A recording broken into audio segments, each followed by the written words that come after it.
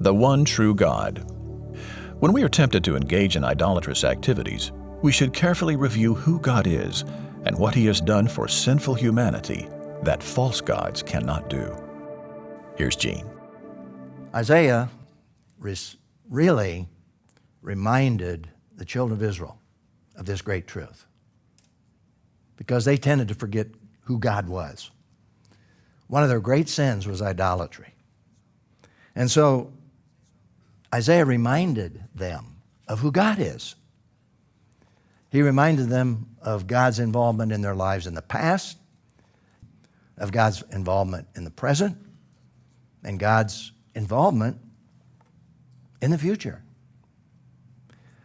Notice what he says in verses 8 through 9, which I've entitled God's Unconditional Promises. And you see all three perspectives here. But you, Israel, my servant Jacob, whom I have chosen, descendant of Abraham, my friend. Now, may I remind you that when Isaiah used the word my servant Jacob, he's not just talking about Jacob as an individual. Remember, Jacob's name was changed to Israel. Basically, after he had his sons, and they became Israel. And so the word Israel refers not just to Jacob, but all of his descendants, even to this day. But when he mentions Abraham, he's talking individually here. He's talking about his friend, God's friend, Abraham, because Abraham gave birth ultimately then to Jacob. So he's dealing here, taking them back to Abraham, and he says this, I brought you, and there that's plural, I brought you, Jacob, from the ends of the earth. So he can't be just talking about Jacob, and he can't just be talking about the present, he's talking about the future. I brought you from the ends of the earth and called you from its farthest corners. I said to you, you are my servant, Israel. You are my servant. I have chosen you and not rejected you. Now you see all three perspectives there. The past, the present, and the future. All wrapped up in the statement. And as we know, frequently Isaiah would prophesy about the immediate, but he would also prophesy long into the future about what God was going to do, particularly for Israel. Now going back, let's go back to the call of Abraham. He mentions my friend Abraham here in this passage. Genesis chapter 12, the Lord said to Abram, he was called Abram before he was called Abraham.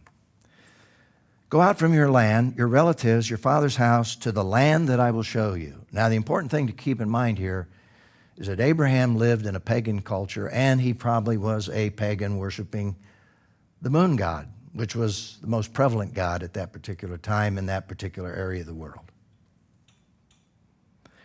But God said to him, I will make you a great nation. What is that great nation? It's Israel. I will bless you, I'll make your name great, and you will be a blessing. I will bless those who bless you. I will curse those who treat you with contempt. Take a look at history. What has happened to the nations of the world that judged Israel? In some cases, God turned around and judged them for judging Israel. God used them to judge Israel for their sins. It's an amazing phenomena, and it's verifiable in history. But here is the most relevant statement to the whole world. And all the peoples on earth will be blessed through you. How did that happen? Through the coming of Jesus Christ, the Messiah. Now notice the present promise. Isaiah gives them a present promise. He says, do not fear, for I'm with you. Do not be afraid. Who's he talking to? Well, the children of Israel. For I am your God. I'll strengthen you. I will help you. I'll hold on to you with my righteous right hand. And there, the reassurance is basically that even though you're going into captivity because of your sins, I haven't forsaken you. And when you return, I'm there for you. I'll be there. You can count on me. You can count on my strength. And the warning, of course, is don't revert or regress to idolatry, to walking away from who I am.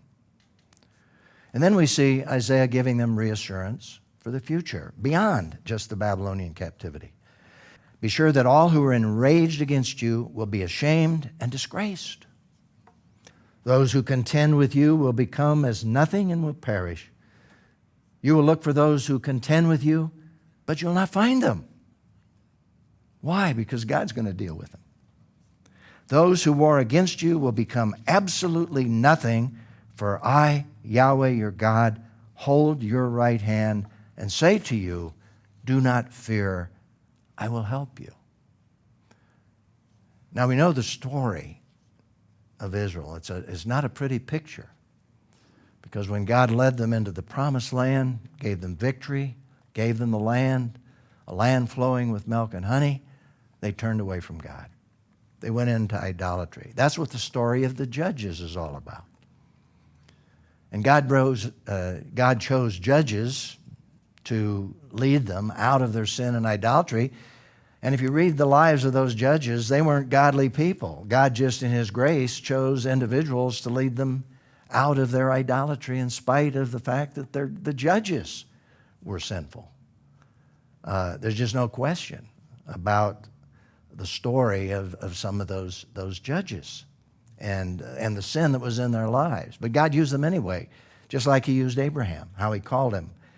And so you have the story of the judges until Samuel came, and you had a righteous judge, which gave birth to the kings. And there was David, who, by the way, even though he really violated the will of God in committing his sin, there's one thing David never did. He never went into idolatry. That's why many times when the kings of Israel and the kings of Judah went into idolatry, it says they did not follow their father David in terms of his commitment to God, in spite of the fact, obviously, that he sinned against God. He did not commit idolatry, even though he committed adultery. God, indeed, was gracious. But then look at all the kings of Israel, every one of them. Evil, idol worshipers, immoral, murderers, just incredibly sinful. It's not a pretty story. And most of the kings of Judah were the same, the southern kingdoms. There were some righteous kings. And so you see, what Isaiah is doing is saying, when you're tempted, think about who God is and what He's done for you. When you're tempted to walk away from Him. Now, today, look around us. How does this apply? Well, basically, many people who claim to be religious are serving other gods. And I chose that statement carefully because it summarized something that Paul said. People who claim to be religious are serving other gods. Now, in a passage that Paul wrote in 2 Timothy, there were three things that appear and state what is idolatry. And here's what he wrote. But note this, difficult times will come in the last days.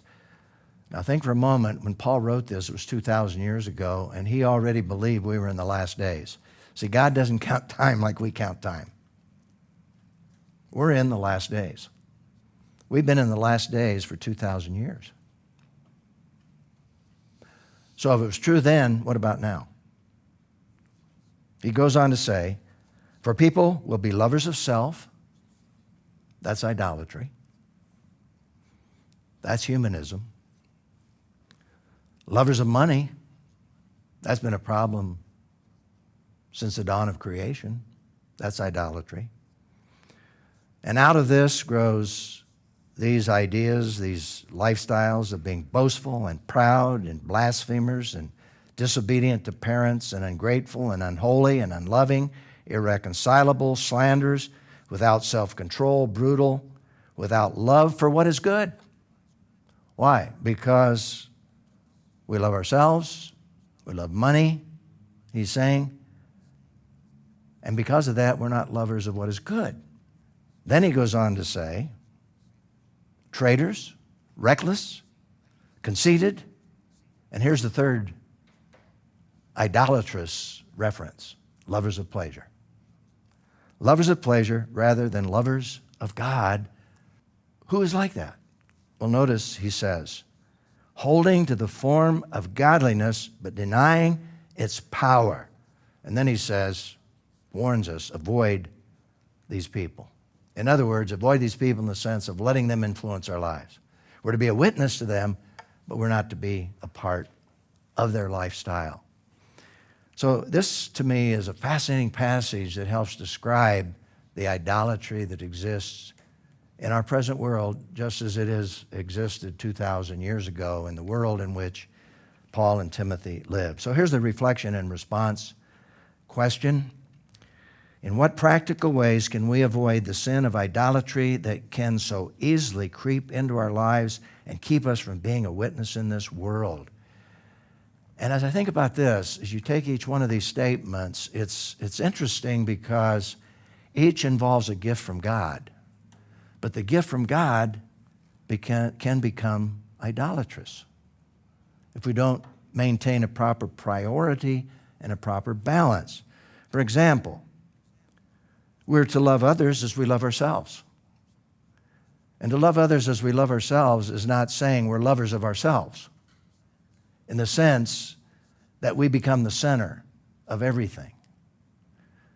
If we don't love ourselves in the right sense and appreciate the fact that we're made in God's image, it's very difficult for us to even help other people and even love others. So we need to think that through very carefully in terms of balance in our lives. Lovers of money. Well, money, we know, money in itself is not evil. Thank God for money. And thank God for people who make money. I was just talking with a businessman who grew up, and in his history, his parents were sharecroppers. They lived in poverty, and the only way they could survive in poverty was just have more children. And they'd have 14 or 15 children to work the land so they could make a living. And his parents were affected by that, and he said, I am never going to allow myself to be poor. I am going to make money. Now, he decided that before he became a Christian. And even to this day, he's not ashamed to say, I can make money. But he doesn't love it. And God's using his money to build the kingdom. He's learned through the process of conversion how to build the kingdom. He's not loving money, even though he has a lot of it. But thank God for people who are generous, because we need that in order to do God's work. That is God's plan. Also, lovers of pleasure. God created us with a capacity for pleasure. One of the greatest gifts of pleasure is sexuality. And why is that perverted so much in our culture? Because it's taking a gift of pleasure, perverting it, and leading to lifestyles that are totally out of harmony with what God says and how we should use that gift. The gift of food. Wow, I love a good meal, don't you? I really enjoy food. But, the problem is that some people eat to live and others live to eat. When we live to eat, something's distorted. So here's the principle. Let's just keep this in mind as we think about what Isaiah wrote. When we're tempted to engage in idolatrous activities, we should carefully review who God is and what he's done for sinful humanity that false gods cannot do.